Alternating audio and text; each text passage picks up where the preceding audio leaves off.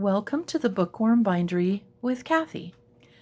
Today we're going to look at projects, or maybe even work a little bit on projects.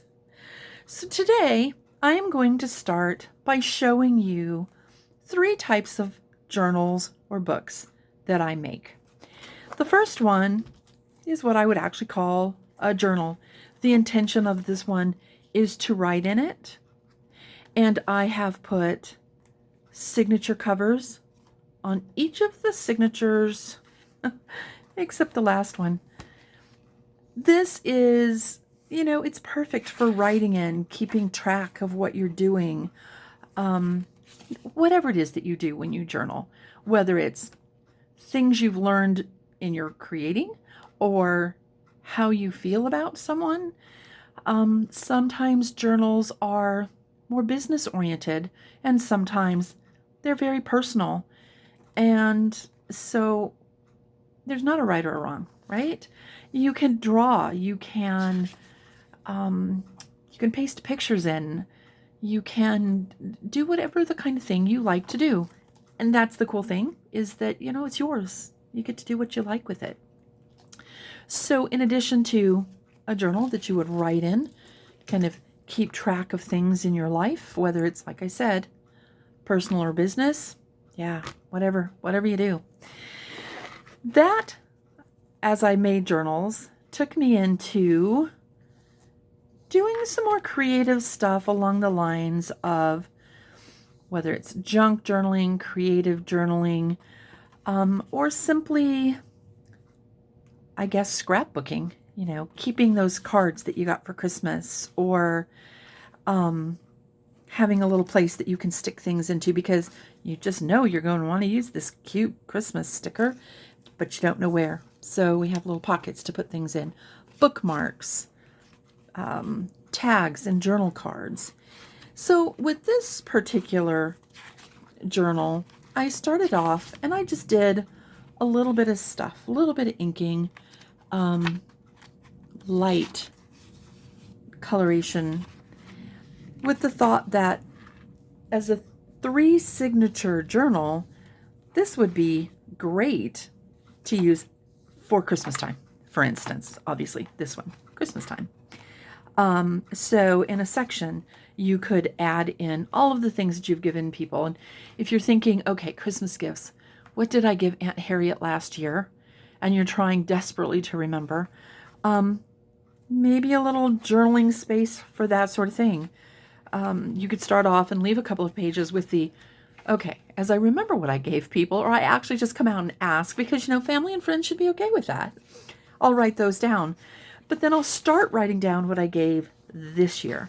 Maybe a section in this first, maybe go to the back of this signature, start in the middle and work back, or start at the back and work forward. And just write down all the things that people have said, oh, I wish I could have that. Or they look at longingly, so you're like, oh, that's a good idea. So, Christmas gift ideas. Then perhaps a section where you could write down recipes, the things that you like to have at your Christmas parties or your Christmas dinner. Maybe a section on cookies that you took to a Christmas cookie party, recipes, things like that. Your favorites, your family's favorites. It's definitely something that your family can come back and look at later, at those sad moments when you're gone, but they don't want you to be gone. Or simply the recipes from your past family, great-grandmothers, aunts and uncles, mom, things like that. And then a section that maybe is just great to put in all of the cards that you got, so that, or at least the best ones. You could be the type of person who's like, I'm going to keep all of the cards, so each page gets a card glued onto it, right? Or, well, I'm just going to keep the really pretty pictured ones. And that's kind of what I did on the front of these first 2 signatures. Oh no, this was a beautiful freebie given out by Pam at the Paper Outpost. So if you haven't checked her out yet, you definitely want to do that. Sign up for her monthly email. So this card that was given to me, it was just beautiful, and it's glimmery. It's got glitter on it. You got to keep stuff like that. So there's this kind of a book. Little charms can be added to that, and I just couldn't resist the reindeer and the star with the third signature being tied differently so that there was a cute bow on the outside. Yeah, love that. Really think that it's about time to turn this one into a stuffed or filled or packed journal. All those kinds of phrases that we see and hear. And something's going to resonate with you, and I like the word packed because sometimes I feel like I'm a bit of a pack rat. So that works very nicely. Let's get that put back away. And then we have the filled junk journal, or the packed, or the gator-mouthed, as some like to refer them to. This one is a little scary because I have only begun putting the actual ephemera in pockets. So it is pretty much not loaded up. It is not packed. It has a few things, but I decided to go with a red, white, and blue theme. And of course, I live in the United States, so we think of 4th of July and we think of flag, and that's fantastic. But we have so many other things that are red, white, and blue, and I wanted to make sure that everything got in here. There's even a little bit of Christmas red. So the letter to whomever buys this journal was inspired by several of the creators that I follow. And as you find things to put in, I will have an actual flip through of this book as it's finished. I love using coloring book pages. I feel like it lets whomever buys this or receives it, it gives them like the instant opportunity to play. And just, use all kinds of things. This was a beautiful Americana calendar. And I just kind of went through it was probably from several years ago, and cut things out and used them as much as I could. So, there's just all kinds of fun things in here. This was on an advertisement that came in the mail, and I just thought, she's beautiful, and it fits the theme, and it's encouraging creativity. This is the perfect thing. Yes, an ad from the mail. So whether you are really into junk journals or whether you are into painting, I do another journal, which I'm actually sold out of right now, and you'll have to watch for those content videos later. I do a journal that's an artist's journal. So there's a signature for writing, taking notes, whatever kind of things you need to know. There's a section with graph paper in it so that you can work on perspectives if you're having problems getting a head or hand or the tree in the distance just right compared to the flower. These kind of books are fantastic. And then the last signature in that particular book is drawing paper. They can be ordered with watercolor paper as well. So just all kinds of fun things can go into books, personalized as much as you need them to be. So as we play with these things, we want to share them. So thanks for coming and sharing this with me today. If you haven't followed yet, if you haven't hit the little bell, I highly encourage you to do that before you leave. Don't want you to miss out on new things coming out. I am very new at this, as you undoubtedly can tell. And so I'm hoping that you are here for the long haul. This particular thing is, don't you love that one? This particular packet is the 10-piece ephemera packet made up of butterflies.